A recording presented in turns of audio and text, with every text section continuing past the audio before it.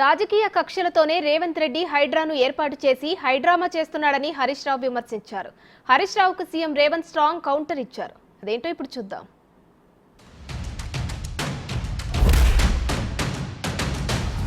ప్రజల దృష్టి మరల్చడానికి ఒక డైవర్షన్ పాలిటిక్స్కు ఈ ప్రభుత్వం ప్రయత్నం చేస్తూ ఉంది. హైడ్రా పేరిట హైడ్రామా నడుపుతూ ఉన్నారు. ప్రతిపక్షాలను టార్గెట్ చేసుకొని పనిచేస్తూ ఉన్నారు. ఇవాళ మా పల్లా రాజేశ్వర్ రెడ్డి గారు వాస్తవానికి ఆయన ఒక ఉద్యమకారుడు.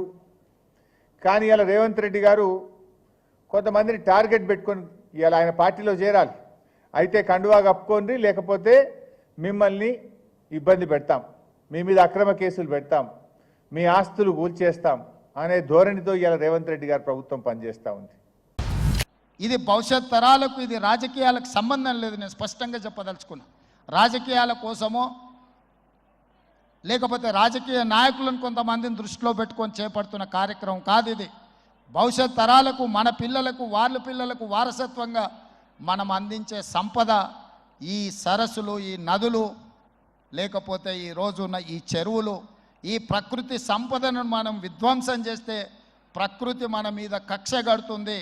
ప్రకృతి మన మీద ప్రకోపిస్తే మనం చెన్నైలో చూసినాం, అదేవిధంగా ఉత్తరాఖండ్లో చూసినాం, నిన్నగాక మొన్న వాయనాడు, మనం కేరళలో చూసినాం.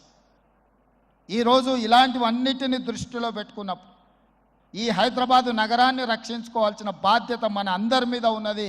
ఇది ఒక సుందరమైన నగరం. ఈ నగరానికి ఈ చెరువులే ఒక అందం. ఈ చెరువులను కాపాడే బాధ్యత ఈ ప్రభుత్వం తీసుకుంటుంది.